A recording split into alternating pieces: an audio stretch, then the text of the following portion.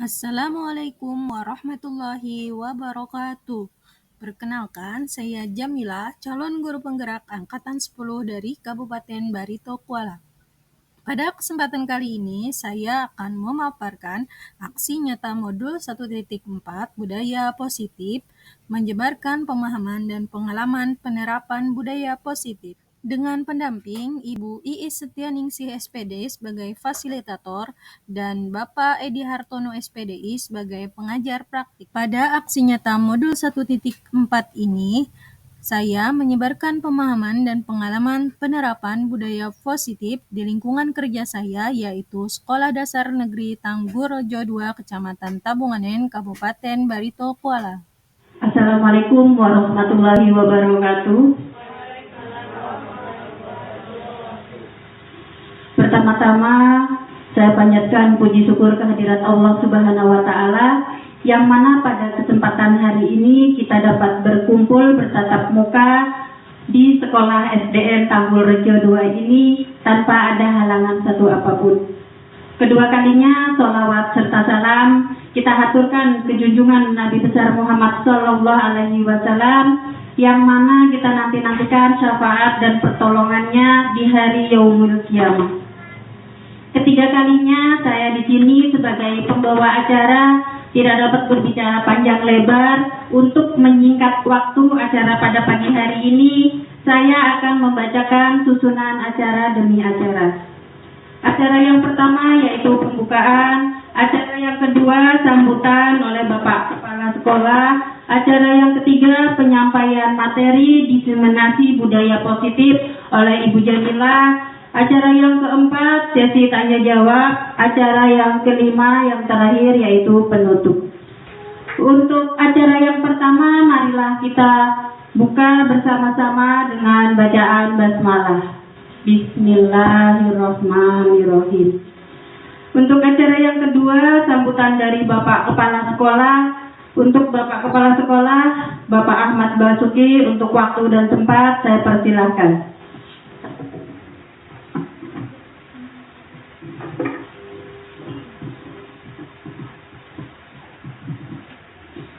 Bismillahirrahmanirrahim. Assalamualaikum warahmatullahi wabarakatuh. Alhamdulillah, puji syukur kita panjatkan kehadirat Allah Subhanahu wa Ta'ala, karena berkat limpahan rahmat dan hidayah kita hari ini bisa berkumpul dalam rangka mendengarkan apa yang akan disampaikan oleh Ibu Jamila SPD selaku calon guru penggerak angkatan 10. Assalamualaikum warahmatullahi wabarakatuh. Beserta keluarga, sahabat dan pengikut beliau yang kita. Alhamdulillah, hari ini kita sudah bisa berkumpul bertatap muka bersilaturahim di tempat yang kita banggakan ini, yang SDN Tanggurejo II,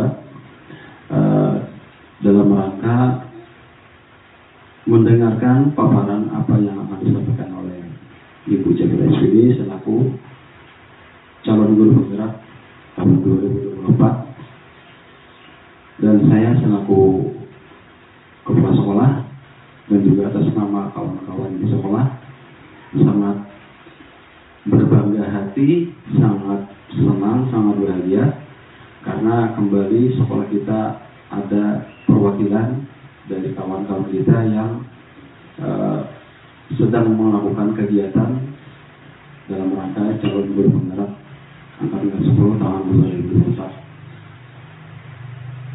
Sebagai harapan dari saya pribadi dan juga atas nama sekolah, agar kiranya kepada Ibu Jamila SPD nantinya akan bisa melaksanakan seluruh kegiatan dan mengikuti seluruh kegiatan dan juga memberikan hasil yang positif baik bagi pribadi Ibu Jamila sendiri, kemudian bagi sekolah kita yang kita cintai ini. Mudah-mudahan kedepannya dengan adanya calon guru penggerak seperti ini, semoga sekolah kita akan lebih baik kedepannya. Dan juga saya berharap buat kawan-kawan di sekolah, terutama saya pribadi sendiri sangat mendukung sangat mengapresiasi atas apa yang sedang dilaksanakan oleh Ibu Jamila SPD, dan juga harapan kami kepada Ibu agar kiranya kalau memang kami semua diperlukan, jangan sungkan-sungkan untuk menyampaikannya.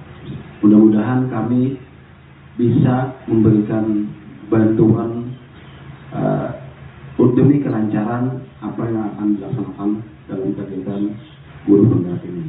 Nah, kiranya ini saja yang dapat saya sampaikan. Dengan kami juga selalu mendoakan semoga apa yang sedang dilaksanakan oleh Ibu Jamila SPD bisa berlangsung lancar, bisa berjalan lancar sesuai harapan, dan semoga nanti hasilnya lebih baik. Demikian, salah hilaf mohon dimaafkan. Assalamualaikum warahmatullahi wabarakatuh.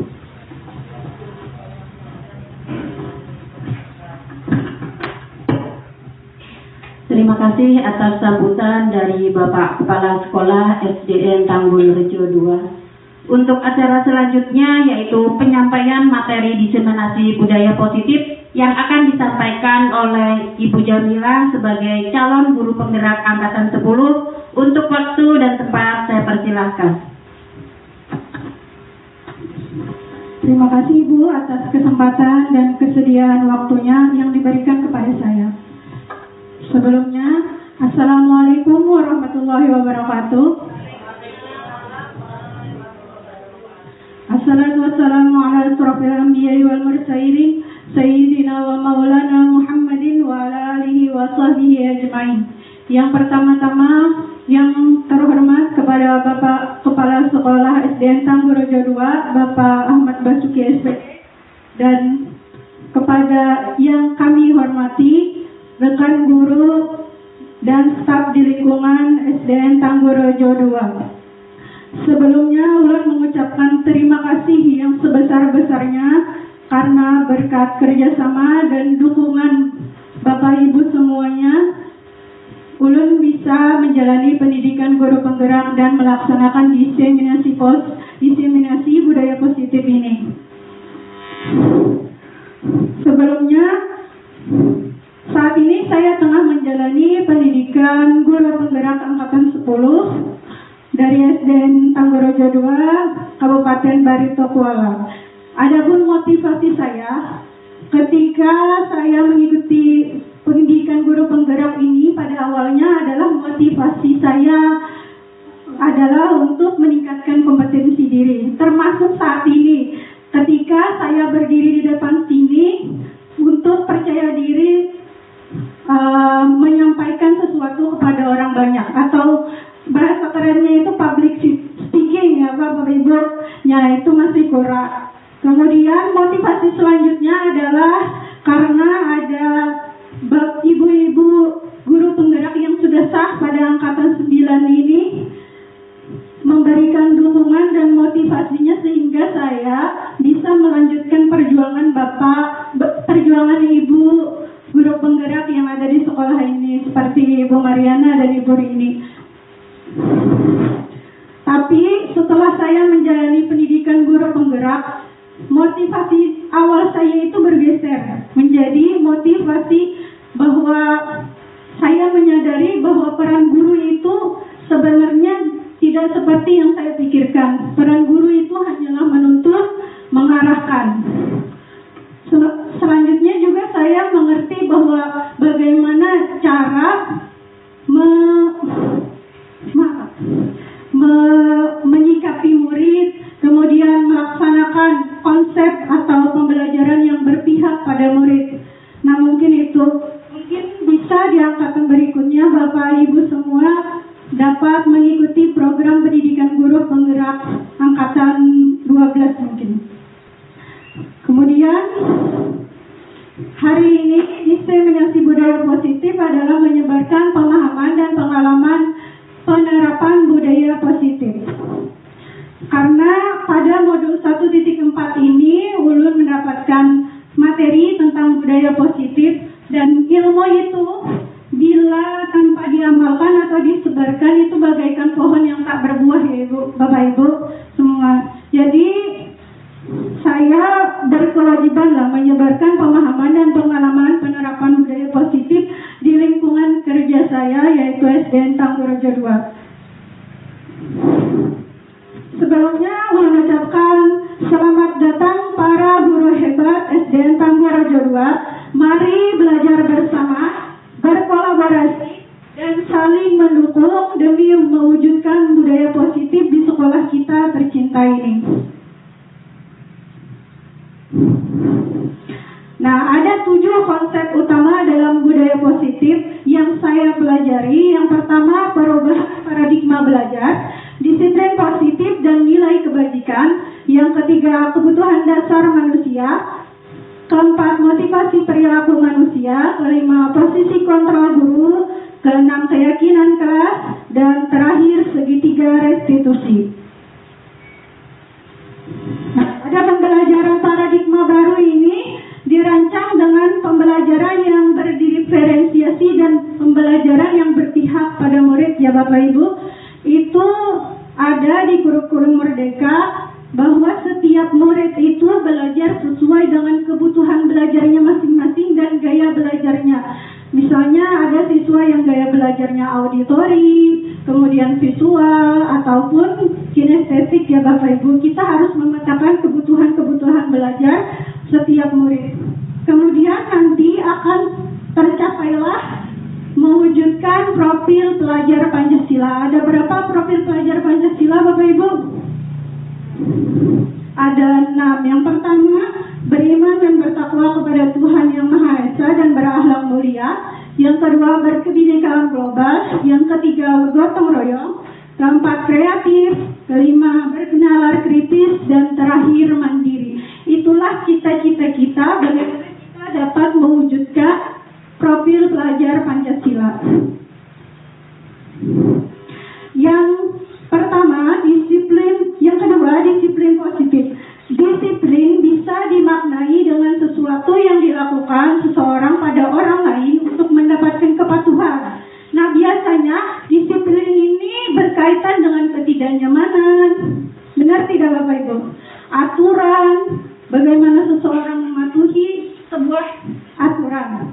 Kemudian sebagai pendidik, tujuan kita adalah menciptakan anak-anak yang memiliki disiplin diri. Disiplin yang muncul dari dirinya sendiri, dari motivasi internalnya. Jadi sehingga mereka bisa berperilaku dengan mengacu pada nilai-nilai kebajikan universal dan memiliki motivasi intrinsik bukan ekstrinsik. Disiplin positif merupakan salah satu cara penerapan disiplin yang bertujuan menumbuhkan kesadaran serta memberdayakan anak untuk melakukan sesuatu tanpa sogokan, ancaman, serta hukuman. Jadi ada motivasi dalam diri murid. Tidak sekedar disuruh, diancam dulu baru melakukan, ya Bapak Ibu. Kemudian kebutuhan dasar manusia. Ada 5 kebutuhan dasar manusia yang wajib kita ketahui supaya kita tahu seseorang itu bertindak pasti memiliki tujuan tertentu. Ada kebutuhan yang harus mereka penuhi. Yang pertama, kebutuhan dalam bertahan hidup. Kebutuhan bertahan hidup apa, Bapak Ibu?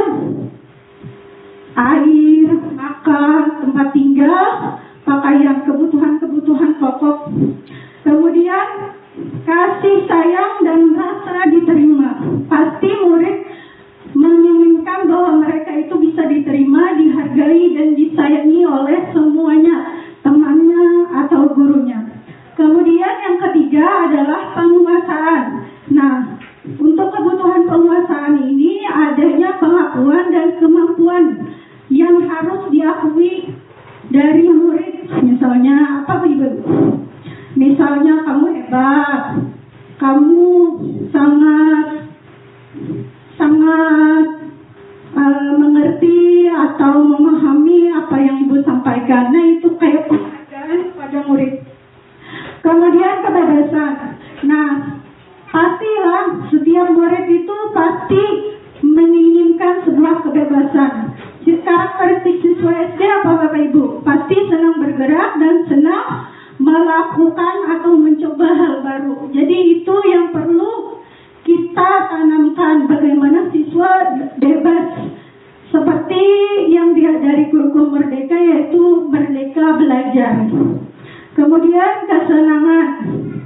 kesenangan ini setiap orang pasti menginginkan kesenangan dalam kebutuhan dasarnya ya Bapak Ibu.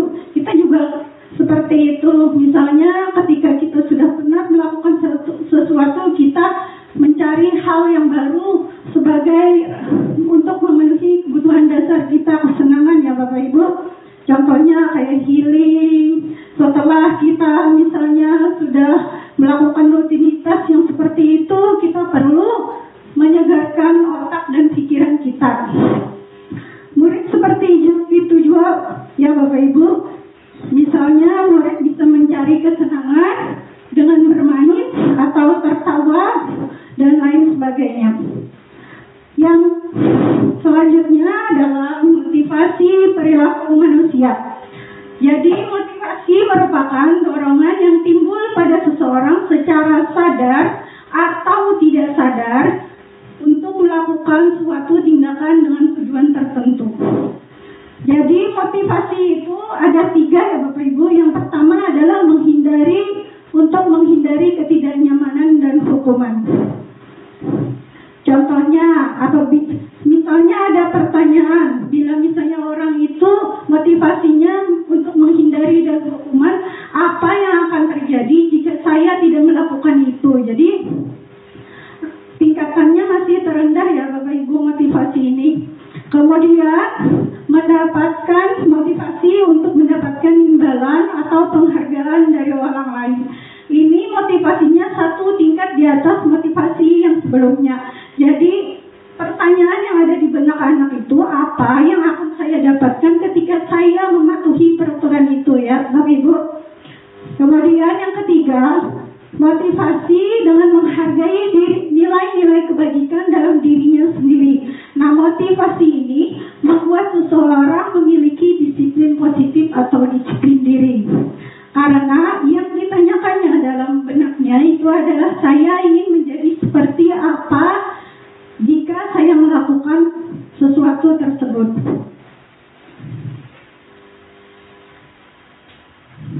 Nah, sebelumnya motivasi ini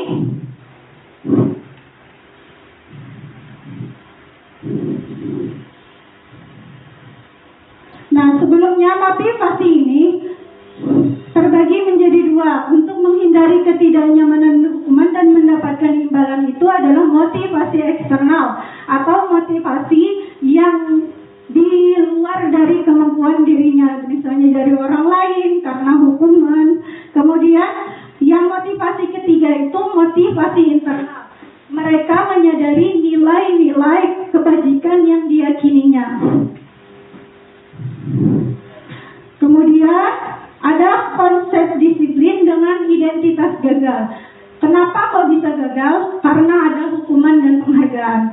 Hukuman itu menyakitkan, sangat tidak disukai oleh murid. Kemudian tidak merasa tidak nyaman dalam diri murid, merasa takut karena hukuman tadi. Kemudian memaksa, sifatnya memaksa Bapak Ibu.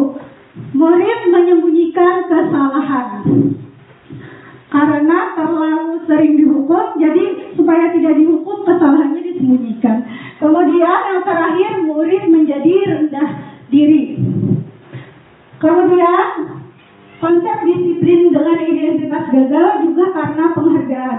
Penghargaan itu tidak efektif dalam jangka panjang, merusak hubungan, adanya sifat iri sesama murid. Murid yang diberi penghargaan maka akan murid merasa dihargai. Kalau yang tidak diberi penghargaan, bagaimana Bapak Ibu? Pasti iri ya Bapak Ibu. Mematikan kreativitas karena misalnya banyak penghargaan, ada penghargaan yang diberikan, jadi dia melakukan seperti itu terus, tidak sesuai dengan apa kekreativitasan murid. Menghukum, penghargaan itu menghukum murid. Misalnya dalam sistem ranking ya Bapak Ibu. Kemudian merampas hak menghargai dirinya sendiri. Tidak ada lagi hak menghargai dirinya sendiri. Yang ada cuma bagaimana saya mendapatkan penghargaan itu. Kemudian konsep disiplin dengan identitas gagal. Kenapa disiplin bisa berhasil? Karena ada konsekuensi dan restitusi. Tapi konsekuensi kita lihat lagi, penguatannya jangka pendek. Selalu harus dimonitoring berkelanjutan, stimulus dan respon. Murid menghormati peraturan, kehilangan waktu untuk merenungi kesalahan. Contohnya, misalnya anak merusak meja, jadi konsekuensinya harus memperbaikinya. Jadi harus perlu monitoring berkelanjutan. Yang kedua yaitu restitusi. Murid bertanggung jawab atas perilakunya. Kemudian fokus pada pemecahan permasalahan dalam jangka yang panjang. Murid menghormati dirinya dan orang lain. Adanya teori kontrol, dirinya memegang kontrol sendiri. Guru ini, Bapak Ibu, tidak pernah bisa memegang kontrol atau mengontrol anak murid. Dirinya sendiri yang mengontrol dirinya. Kemudian murid bersemangat dan memperbaiki kesalahan. Tadi kita sudah bahas tentang restitusi. Untuk selanjutnya, konsep disiplin dengan pendekatan restitusi. Pengertiannya, restitusi adalah proses menciptakan kondisi bagi murid untuk memperbaiki kesalahan mereka sehingga mereka bisa kembali pada kelompok mereka dengan karakter yang lebih kuat. Jadi tidak diasingkan, tidak seperti hukuman atau penghargaan. Konsep disiplin dengan pendekatan restitusi itu bukan menebus kesalahan, tapi belajar dari kesalahan. Kemudian memperbaiki hubungan, tawaran bukan paksaan. Kita tidak memaksa murid, tetapi menawarkan solusi-solusi tertentu atau yang berasal dari murid sendiri solusinya. Kemudian menuntun untuk melihat ke dalam diri. Nah, apa yang perlu diperbaiki dalam diri murid tersebut.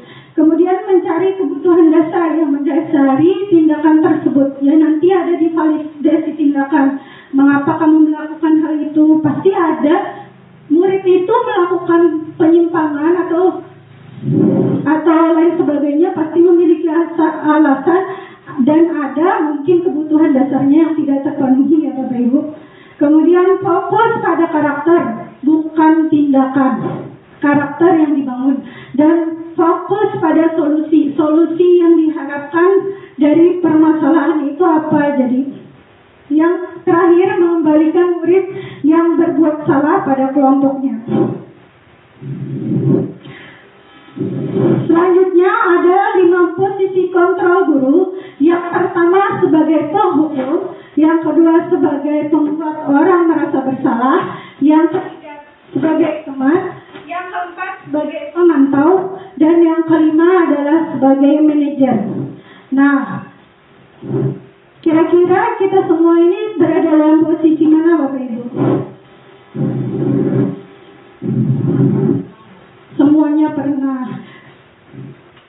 Penghukum, pembuat orang merasa bersalah, teman, pemantau, dan manajer. Untuk membuat pemahaman kita lebih mendalam tentang 5 posisi kontrol ini, Ulan mempunyai sebuah video singkat. Aku pernah membawa buku gambar. Aku disuruh menyanyi lagu di depan kelas. Aku pernah berantem. Abu bilang aku tidak kasihan padanya. Dia capek mengajari aku. Aku pernah tidak mengerjakan PR. Bu guru bilang tidak apa-apa. Aku divaksin. Aku pernah salah memakai seragam. Sesuai peraturan, aku disuruh pulang. Tidak boleh naik kepala. Aku mengejek guru. Kemudian aku dipertemukan dengan guru tersebut untuk berdiskusi akan dampak dari perbuatanku. Aku mengerti kesalahanku dan aku akan perbaiki. Nah, video itu ulun ambil di pelatihan mandiri ya Bapak Ibu tentang topik disiplin positif. Yang pertama, di situ ada 5 kasus. Yang pertama itu lupa membawa buku gambar. disuruh bernyanyi. Ada korelasinya tidak dengan kesalahannya ataupun dengan hukumannya? Tidak ada ya Bapak Ibu, buku gambar dan suruh bernyanyi. Berarti posisi itu sebagai posisi penghukum. Misalnya, saya kecewa dengan kamu terus melakukan kesalahan ini, itu sebagai penghukum. Yang kedua, tadi ada anak berantem, guru bilang anak itu tidak kasihan pada guru tersebut. Guru capek mengajari anak itu. Nah, ada kata kasihan, tidak kasihan dengan Pak Guru dan capek. Itu kira-kira dalam posisi kontrol yang mana Bapak Ibu? Membuat orang merasa bersalah, benar sekali Bapak. Jadi ada dua kata yang membuat seseorang itu menjadi rendah diri, yaitu kasihan dan capek. Artinya kita harus melakukan itu ya Bapak Ibu. Kemudian yang ketiga, tidak mengejarkan PR. Bu guru bilang tidak apa-apa, anak itu dimaafkan. Kira-kira dalam posisi kontrol mana Bapak Ibu? Sebagai teman,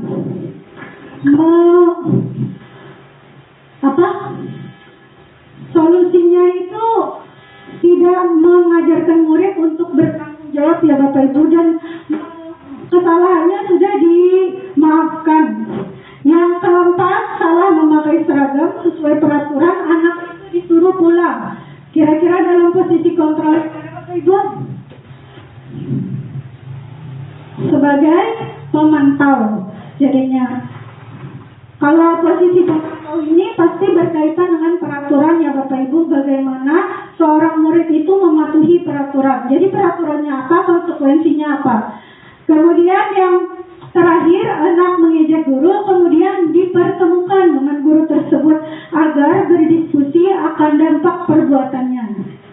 Jadi sebagai manajer ya Bapak Ibu, anak dipertemukan dengan guru tersebut, berdiskusi tentang kesalahannya, mungkin bisa saja meminta maaf, kemudian tidak mengulangi perbuatannya lagi. Di sini ada posisi manajer dengan pendekatan restitusi ya Bapak Ibu yang sebelumnya tadi. Kemudian keyakinan kelas. Kenapa keyakinan kelas, tidak peraturan saja? Keyakinan kelas merupakan salah satu cara dalam upaya membangun budaya positif di sekolah. Kenapa tidak peraturan saja? Karena keyakinan kelas memiliki peranan penting atau peranan yang lebih kuat dalam memotivasi anak perilaku positif, karena keyakinan tersebut didasarkan atas nilai kebajikan universal.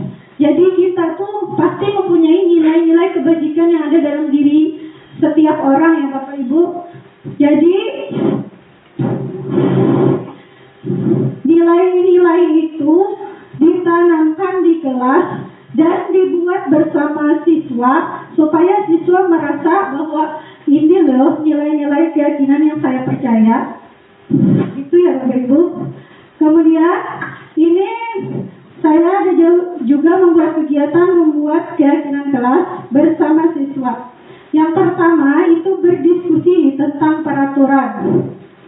Yang kedua, merumuskan peraturan menjadi keyakinan.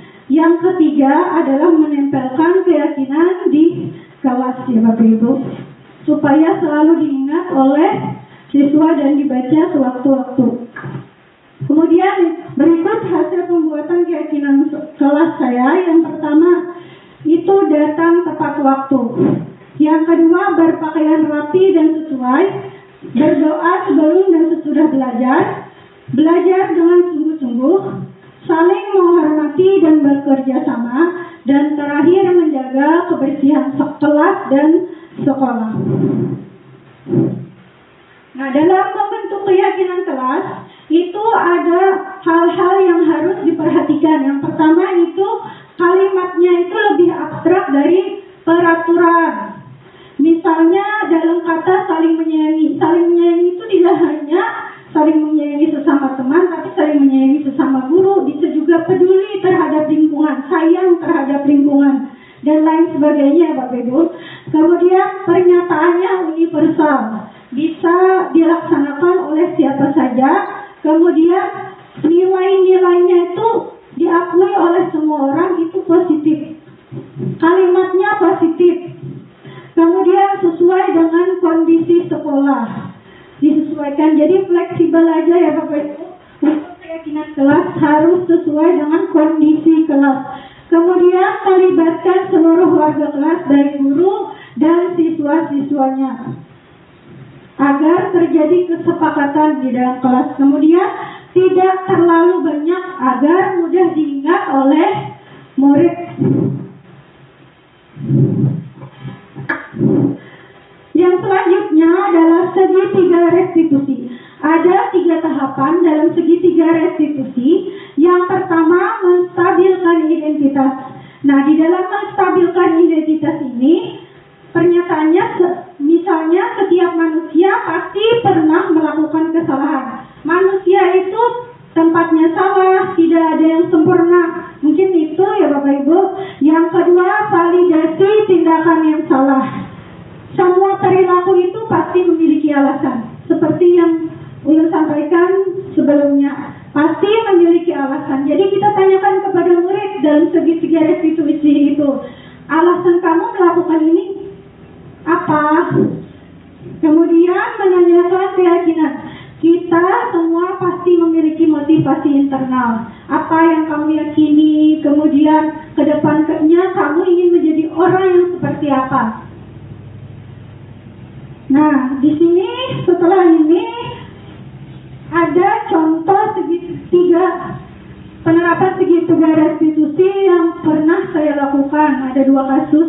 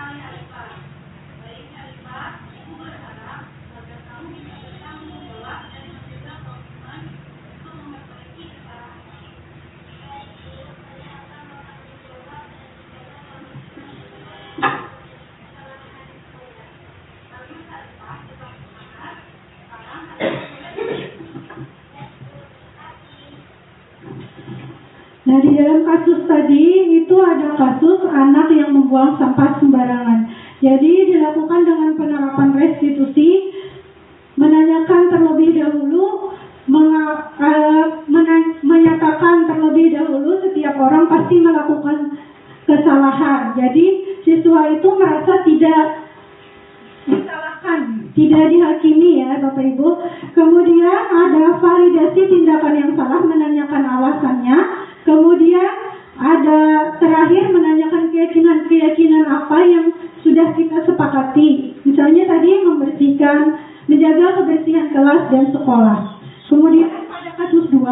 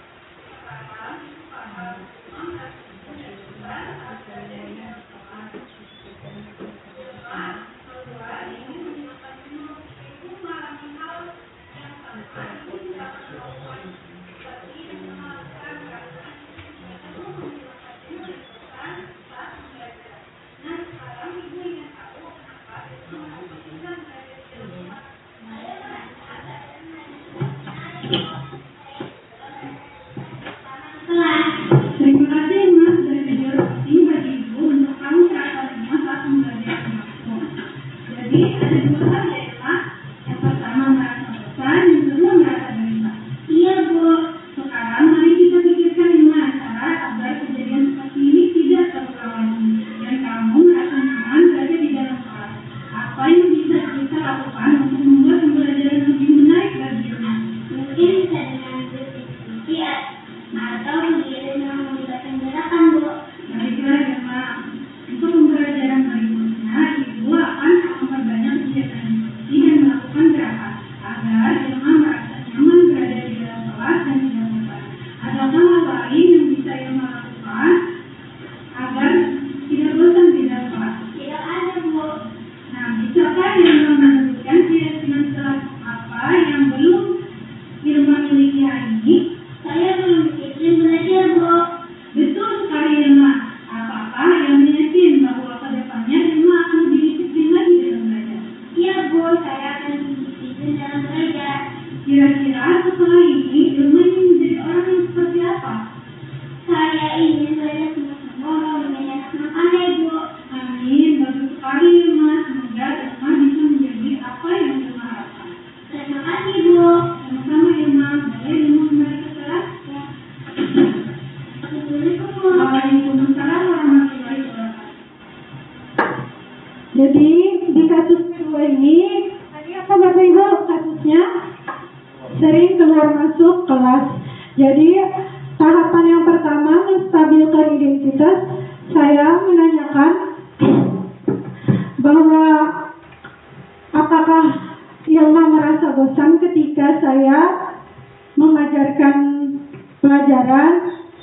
Kemudian yang kedua, validasi tindakan salah. Kenapa merasa bosan? Pasti ada alasannya. Yang ketiga itu menanyakan keyakinan. Apa keyakinan kelas kita dan bagaimana caranya agar dapat memperbaiki kesalahan yang Irma lakukan.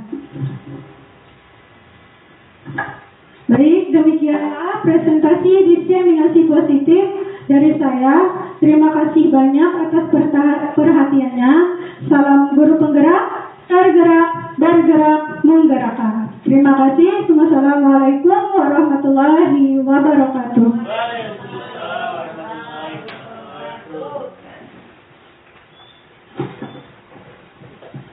Terima kasih atas penyampaian materi diseminasi oleh Ibu Jamila. Dan acara selanjutnya yaitu sesi tanya jawab Bapak Ibu. Bagi yang ingin bertanya saya persilahkan.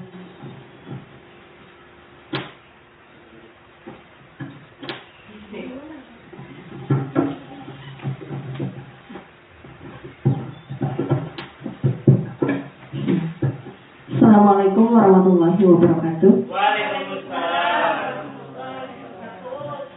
Alhamdulillah, sebelumnya saya ucapkan terima kasih dan selamat untuk Ibu Jamila sampai ke tahap ini untuk mengikuti program guru penggerak ini. Alhamdulillah, penyampaiannya sudah sangat baik dan sangat jelas sekali. untuk kita terapkan di sekolah kita di SDN Tanggurejo 2. Di sini saya tanyakan, alhamdulillah kita sudah banyak ya Bu ya, kita sudah banyak melakukan budaya positif yang ada di sekolah kita. Cuman terkadang budaya positif yang kita lakukan itu masih atas dasar faktor eksternal. Cuman ada juga sudah yang memakai faktor internal ya Bu ya. Cuma masih ada sebagian, masih banyak yang dengan faktor eksternal. Yang saya ingin tanyakan, adakah tips dari Ibu atau kita semua untuk bisa melakukan disiplin positif ini dengan menggunakan faktor internal agar anak itu bisa menghargai nilai-nilai kebajikan dalam dirinya sendiri. Jadi tidak dengan hukuman atau dengan atas imbalan dengan melakukan budaya positif itu. Dan adakah Ibu sebagai calon guru penggerak angkatan ke-10 ini budaya positif yang baru yang akan Ibu terapkan di sekolah di SDN Tanggurejo 2 ini? Kira-kira itu aja Bu. Terima kasih. Assalamualaikum warahmatullahi wabarakatuh.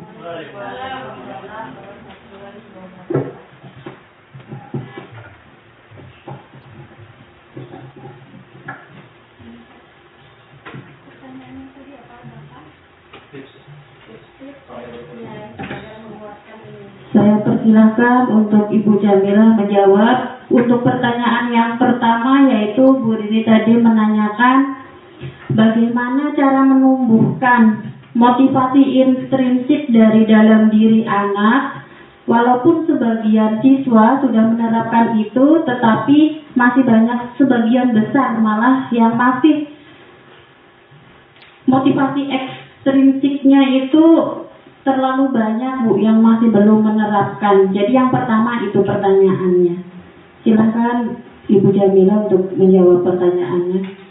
Terima kasih atas kesempatan yang diberikan. Terima kasih juga atas pertanyaan dari Bu Rini Susilawati. Yang pertanyaannya tadi, adakah tips agar bisa menguatkan motivasi internal dalam diri murid? Yang pertama yang harus kita lakukan adalah mulai dari diri kita sendiri. Bagaimana kita bisa menjadi teladan bagi anak murid kita ya Bu. Kemudian yang kedua itu harus saling berkolaborasi. Tidak hanya dengan warga sekolah tapi orang tua murid. Karena orang tua murid ini penting sekali Bapak Ibu. Karena lebih banyak waktu murid itu di rumah. Jadi harus ada kolaborasi dengan orang tua murid supaya nilai-nilai dan budaya positif itu tertanamkan dengan baik dan menjadi karakter yang kuat dalam diri anak ya Bapak Ibu. Kemudian yang terakhir mungkin menciptakan lingkungan belajar yang positif. Bagaimana kita menciptakan lingkungan yang belajar yang positif dan berpihak pada murid.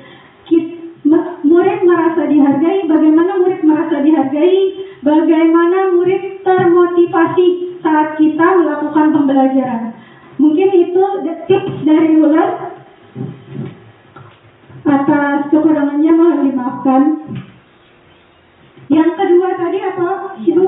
Lanjut, yang kedua pertanyaannya mengenai budaya positif apa yang ingin Ibu terapkan untuk sekolah SDN Tanggurejo 2 ini. Budaya positif apa yang ingin saya terapkan dalam lingkungan sekolah kita tercinta ini? Mungkin banyak budaya-budaya positif yang sudah diterapkan ya Bapak Ibu. Contohnya pembiasaan 5S, senyum, sapa, salam, sopan, dan santun. Tapi ada karakter yang kuat, pembiasaan atau sikap yang kurang dari situ ya Bapak Ibu, pembiasaan 5S. Misalnya untuk senyum, sapa, salam, alhamdulillah murid-murid di sekolah kita setiap hari ketika bertemu guru pasti salaman, menyapa, dan senyum ya Bapak Ibu. Tapi mungkin yang lebih dikuatkan itu sopan dan santunnya, baik dalam perkataan maupun tindakan murid-murid yang ada di sekolah ini. Bagaimana mereka menghargai orang lain dan menghargai dirinya sendiri. Kemudian yang kedua, mungkin budaya dalam menjaga fasilitas sekolah. Nah, ini banyak sekali terjadi, khususnya di kelas ulun ataupun bisa di kelas yang lain. Itu banyak anak-anak yang mencoret-coret apa ini? Meja, kursi. Nah, itu harus kita tanamkan bagaimana murid dapat menjaga fasilitas mereka atau fasilitas sekolah. Merasa milik sendiri itu bagaimana caranya. Yang kedua, pastinya menjaga kebersihan lingkungan sekolah. Kadang-kadang murid itu lupa ya Bapak Ibu, ketika jajan kemudian buang sampahnya sembarangan. Kemudian yang terakhir, yang mungkin budaya ini sering terlupakan lah, yaitu menggunakan sepatu. Mungkin di sini karena lingkungannya sering pasang dan surut, mungkin itu alasan yang pertama ya Bapak Ibu.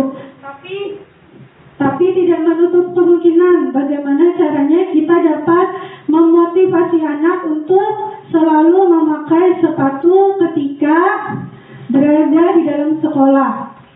Mungkin itu yang bisa ulun sampaikan. Mungkin ada kekurangan, mohon dimaafkan.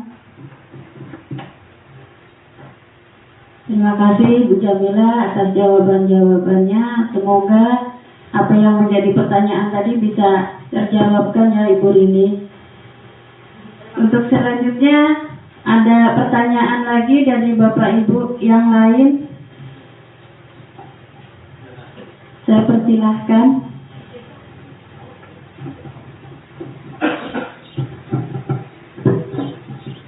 Terima kasih untuk kesempatannya Bu.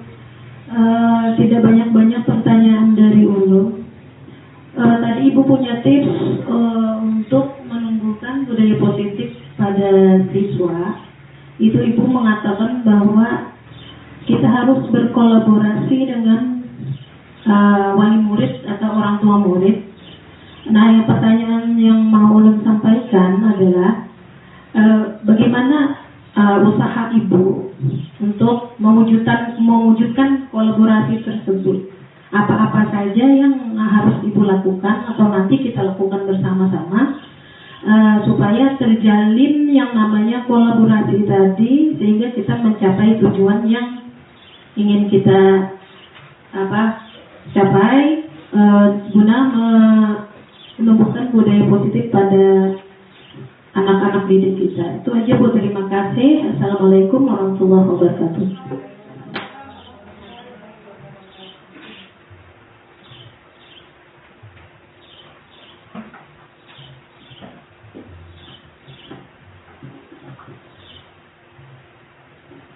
Saya persilakan untuk Ibu Jamila langsung untuk menjawab pertanyaan dari Ibu Hadijah. Terima kasih atas kesempatannya Ibu. Dan terima kasih juga atas pertanyaan yang diberikan oleh Ibu Hadijah.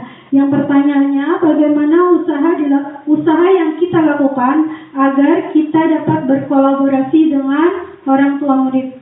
Ya, itu kalau mengikuti yang di Banjar itu, sekolah-sekolah yang di Banjar itu ada namanya paguyuban Bapak Ibu.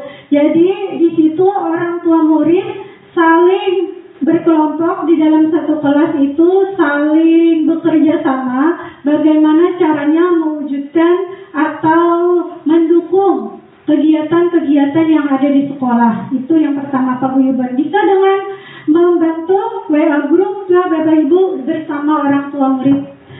Kemudian yang kedua, mungkin menjalin komunikasi yang efektif dan intensif dengan orang tua murid. Bila ada muridnya yang merasa masalahnya ini sudah harus ditangani bukan hanya oleh guru tetapi juga orang tua, harus ada kerjasama. Jadi bisa memanggil orang tua itu untuk melakukan penyelesaiannya. Bagaimana baiknya? Mungkin itu aja Ibu yang bisa Ulun sampaikan. Terima kasih banyak atas pertanyaannya. Bisa dipahami Ibu? Ya.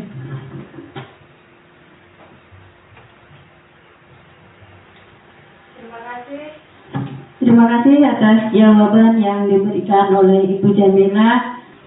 Bagi Bapak Ibu yang ingin ikut menambahkan dari jawaban dari Ibu Jamila atas pertanyaan Bu Dijah tadi, saya persilahkan. Kita sharing-sharing aja Bapak Ibu.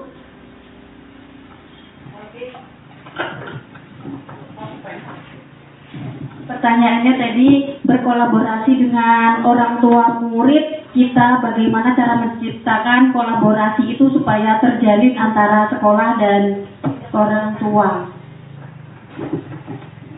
Assalamualaikum warahmatullahi wabarakatuh. Saya sebagai guru SDN Guru juga sangat setuju dengan atau sangat puas lah dengan jawaban Ibu Jana tadi, yaitu sebagai orang tua membentuk paguyuban orang tua untuk per kelas untuk guna memudahkan perkumpulan orang tua tadi mendapat informasi dari guru ataupun sebaliknya. Jadi informasi itu bisa secara utuh tuh dapat ditransfer ke orang tua. Jadi ada hubungan timbal balik antara guru dan orang tua, di mana sebagai orang tua kadang kita itu lepas atau kurang memperhatikan anak-anak kita di rumah, baik itu secara di bidang pendidikan, karena apabila sudah pulang ke rumah itu anak-anak itu lebih banyak bermain waktunya. Dari pagi sampai siang mungkin berada di sekolah, sedangkan siang sampai sore kemungkinan itu ada di rumah yang banyak bermain. Tapi karakteristik kita di Tanggurejo ini sangat unik, karena kalau pada siang hari itu ada sekolah Arab, ya, sekolah Arab itu sangat bagus buat pendidikan karakter anak sebenarnya. Cuma di sisi lain itu membenturkan dengan pendidikan kita juga. Jadi itu ada masalah juga di situ sebenarnya. Cuma untuk orang tua mungkin lebih aman lah menaruh anaknya di pendidikan sekolah Arab itu daripada dia berkeluaran ke sana kemari. Yang kedua tadi Ibu Jamila menekankan bahwa tadi ada pembentukan grup WA ya. Ya, itu sangat bagus karena di era yang teknologi zaman sekarang ini sangat perlu memulai grup WA untuk orang tua. Jadi untuk anak-anak itu bisa dikontrol secara langsung gitu. Bisa diinformasikan tentang hari libur kapan. Biasanya kan hari libur itu orang-orang tua itu miskomunikasi dengan kita di sekolah. Mungkin itu saja dari saya. Ada tambahan mungkin dari Bapak Ibu guru yang lain?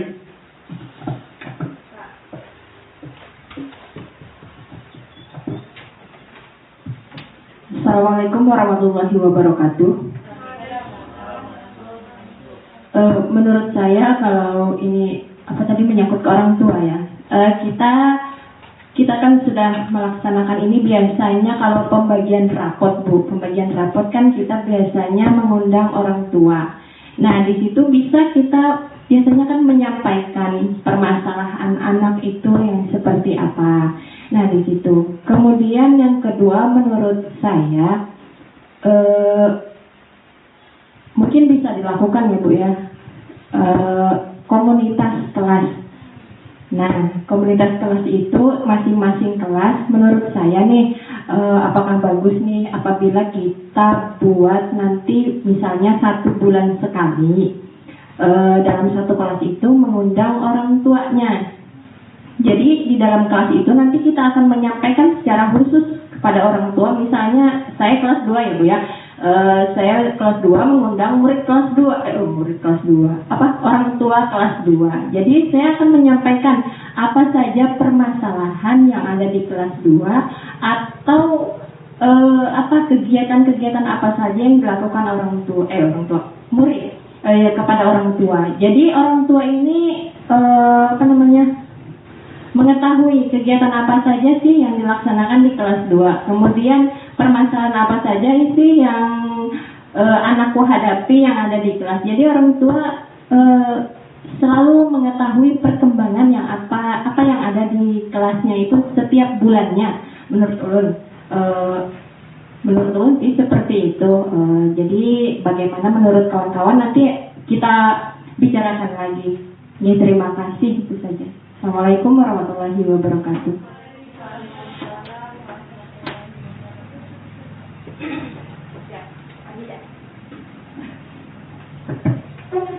Bagus sekali usulan dari Ibu Rini.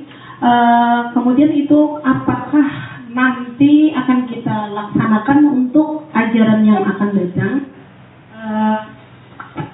Jadi kita mungkin menyepakati apakah itu akan kita laksanakan untuk tahun ajaran yang akan datang. Jadi setiap bulan kita per kelas itu ada membuat pertemuan dengan wali murid. Nah, apakah itu teman-teman yang lain untuk wali kelas yang lain setuju? Kalau menurut saya, ya itu bagus sekali.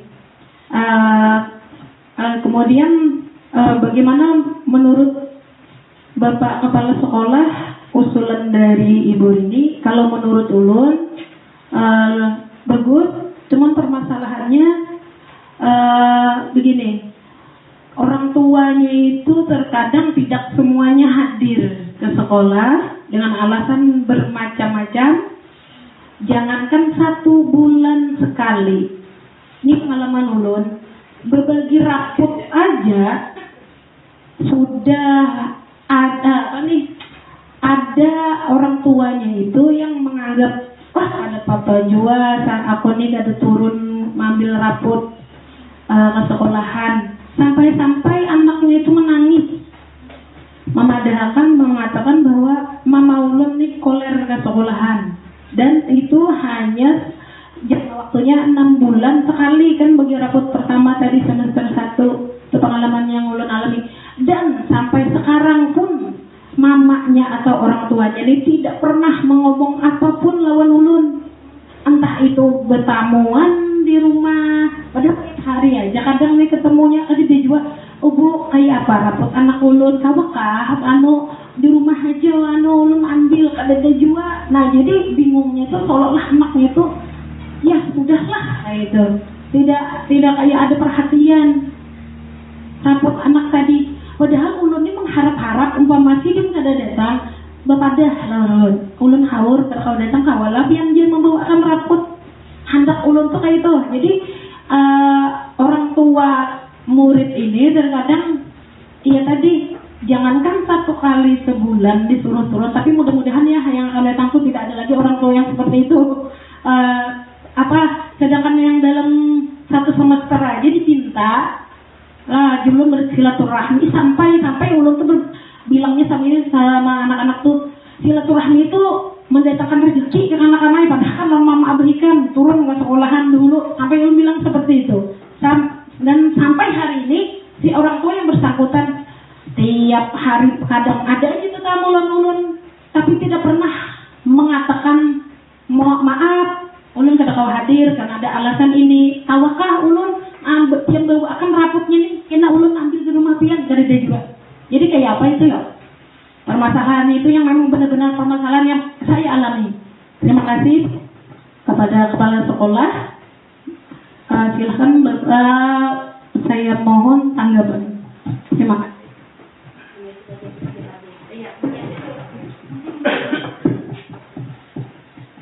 Terima kasih. Assalamualaikum warahmatullahi wabarakatuh. Jadi apa yang sudah kawan-kawan sampaikan tentang bagaimana caranya kita itu untuk berkolaborasi dengan orang tua siswa, dan saya sangat mendukung atas rencana tersebut. Namun dalam hal ini nanti kita di luar daripada sesi ini mungkin di waktu yang khusus.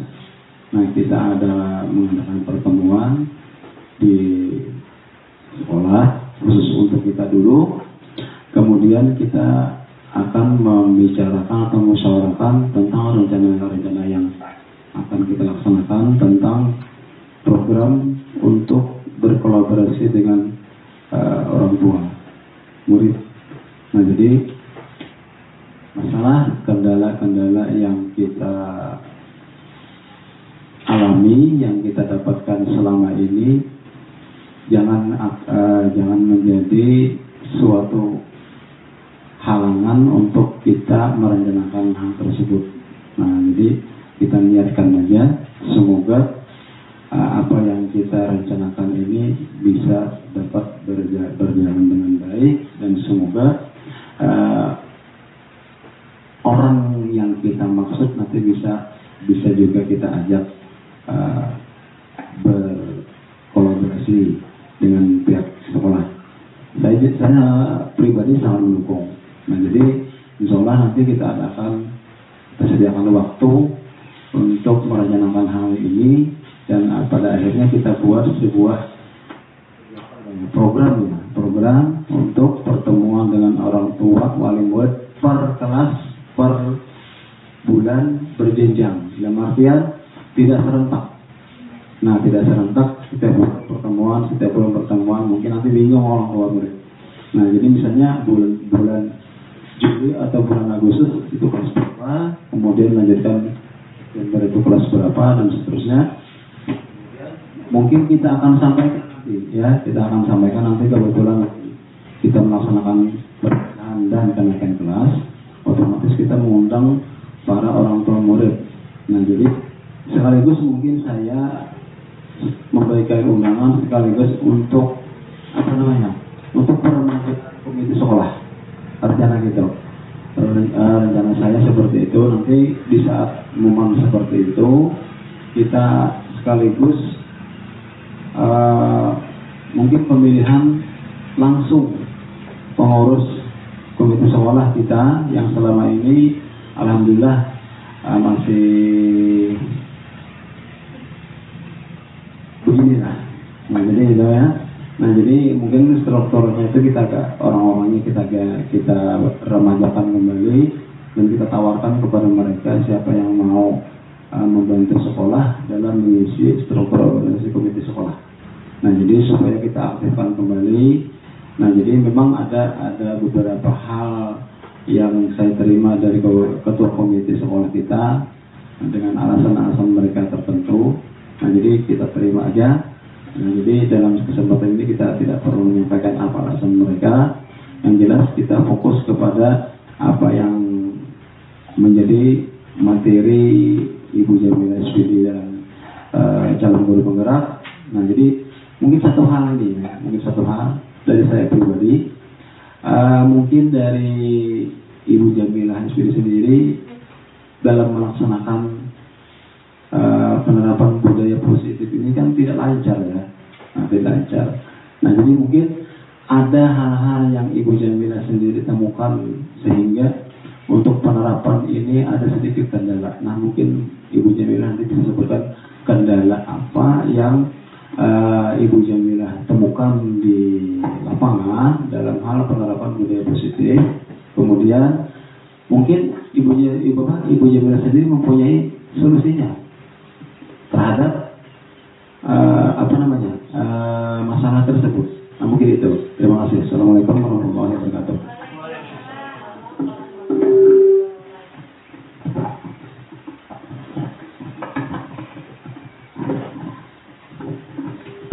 Terima kasih Bapak atas pertanyaannya. Pertanyaannya tadi mengenai kendala apa dalam penerapan budaya positif tadi. Mungkin dari pengalaman ulun, kendala yang dihadapi itu karena belum konsistennya siswa itu menerapkan budaya positif di sekolah. Contohnya saja seperti menjaga lingkungan kelas dan sekolah. Banyak yang lupa, banyak yang tidak ingat, banyak yang bahkan secara sadar membuang sampah sembarangan. Nah, itu mungkin kendalanya. Kemudian kurangnya motivasi internal dalam diri murid.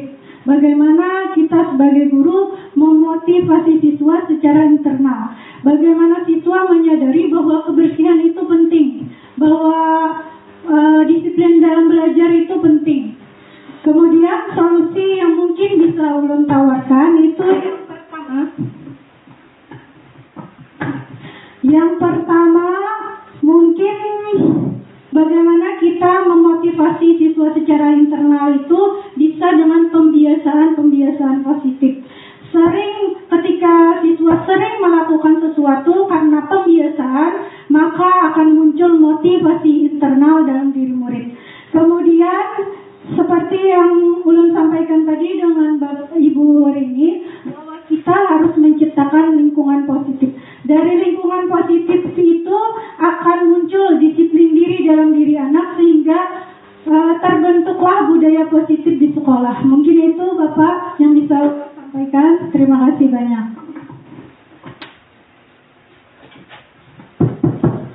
Sedikit sharing saja kita semua ya Bapak Ibu. Dari semua apa yang sudah kita sampaikan bersama, itu adalah semua menjadi keinginan atau kendala-kendala yang ingin kita hadapi bersama. Yang pertama tadi dari Ibu Jamilah menyampaikan, ditanggapi oleh Bapak Alfi, untuk membentuk suatu paguyuban itu memang bagus sekali menurut saya, karena itu bisa menyampaikan sesuatu atau informasi secara langsung kepada orang tua siswa melalui WA tadi. Bagi orang tua siswa yang memiliki gadget tadi ya, atau HP atau fasilitas. Kemudian betul sekali tidak lepas dari tanggung jawab kita sendiri sebagai pendidik di sekolah, bahwa tugas kita sebagai pendidik itu adalah tanggung jawab bersama. Jadi sangat besar sekali pengaruhnya orang tua terhadap perkembangan siswa yang ada di sekolah. Apalagi mengenai kegiatan-kegiatan yang kita lakukan bersama Bapak Ibu, sangat tidak mudah kita lakukan tanpa dukungan dari orang tua siswa sendiri atau motivasi intrinsik dari siswa itu Bapak Ibu. Tentunya tidak lepas dari Bapak Ibu guru yang ada di sekolah. Kemudian yang selanjutnya dari Ibu Rini tadi menanggapi untuk pertemuan 1 bulan 1 kali itu sangat luar biasa, bagus sekali, membantu kita, memudahkan kita bagaimana apa yang ingin kita sampaikan, kemudian siswa itu sendiri bagaimana proses belajarnya, apa tingkah laku dan tindakan yang dilakukan di sekolah, apapun kegiatan yang ingin kita sampaikan bisa tersalurkan dan tersampaikan tanpa ada selisih paham, dan itu memudahkan kita untuk melakukan atau melaksanakan budaya positif atau disiplin yang akan kita terapkan. Kemudian Ibu Dija berpendapat bahwa pembagian rapot itu pertemuan untuk 6 bulan 1 kali, bahkan orang tua siswa masih kurang peduli ya Bu, kalau menurut saya seperti itu tentang pendidikan anaknya. Untuk mengambil rapot itu padahal hasil akhir yang seharusnya orang tua tuh ingin sekali mengetahui bagaimana sih perkembangan anak ulun selama ini. Itu menurut ulun kurang pedulinya orang tua termasuk itu. Oke. Nah, menurut ulun nanti bisa kita sampaikan kepada orang tua bahwa rapot hasil belajar itu tidak bisa diwakilkan dengan siapapun tanpa orang tua itu sendiri yang mengambilkan. Jadi nanti anak merasa, mak rapot ulun belum ada, belum dapat, kekawanan sudah berataan. Jadi merasa ingin diambilkan terus kepada orang tuanya untuk meminta. Dan kita sebagai guru harus selalu mengingatkan bahwa rapot anak itu tadi belum diambil. Misalnya diingatkan, tolong orang tua pianlah mengambil rapot dulu sebelum perjalanan belajar kita ini berlangsung lama misalnya. Yang lebih mungkin sangat membantu untuk mengingatkan anak tersebut. Kemudian tanggapan dari Bapak Kepala Sekolah itu luar biasa sekali untuk mendukung semua program-program yang akan kita lakukan bersama. Dan saya sendiri merasa yang sudah kita jalani Bapak Ibu memang kurang konsisten, karena kurangnya mungkin 1, kolaborasi, kemudian 2, dari diri kita sendiri itu memang kurang konsisten mungkin, kemudian perlu bantuan atau dukungan dari orang tua siswa tadi, dan semua harus kita jalankan bersama tanpa proses kerjasama atau kolaborasi, semua akan terasa berat dan sulit kita jalankan.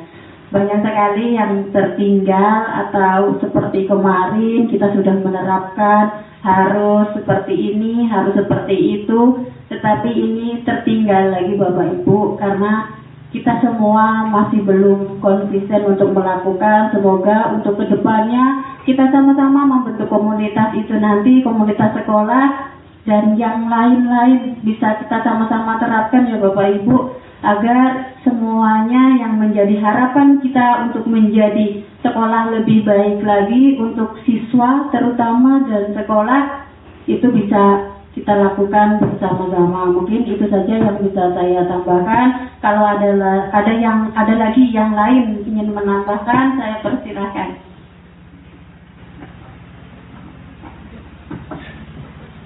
Terima kasih untuk sesi tanya jawab kita hari ini. Semoga nanti kita sama-sama bisa mewujudkan apa yang sudah Ibu Jamilah sampaikan untuk membantu proses perjalanan dalam menerapkan budaya positif di sekolah SDN Tanggul Rejo tercinta ini.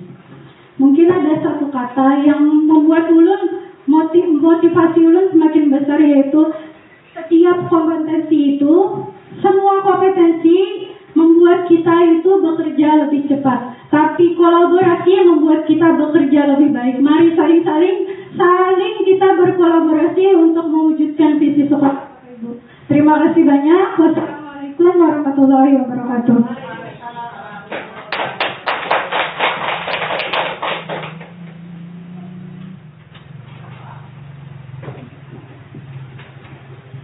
Terima kasih atas penyampaian diseminasi pada pagi hari ini yang disampaikan oleh Ibu Jamilah telah selesai, dan acara selanjutnya yaitu penutup.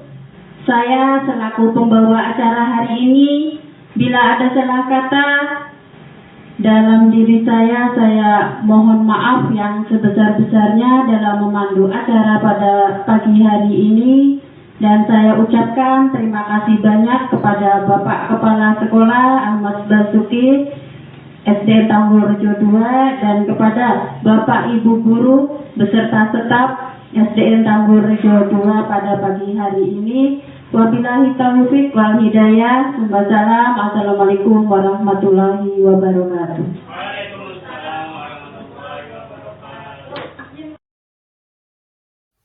Saya juga menyebarkan penerapan pemahaman pada siswa dalam bentuk pembuatan keyakinan kelas. Pada pembuatan keyakinan kelas di kelas 5, saya menyampaikan konsep dan mengubah peraturan menjadi keyakinan kelas. Kemudian pada tahap kedua, setiap siswa mengemukakan keyakinan dan guru merumuskan keyakinan kelas. Pada tahapan ketiga, yaitu menempelkan keyakinan kelas dan tanda tangan kesepakatan masing-masing siswa di kelas. Pada tahapan terakhir, menempelkan keyakinan kelas di dinding agar mudah dibaca dan diingat oleh siswa. Demikianlah aksi nyata modul 1.4 tentang budaya positif. Terima kasih atas perhatiannya. Salam guru penggerak, tergerak, bergerak, menggerakkan. Assalamualaikum warahmatullahi wabarakatuh.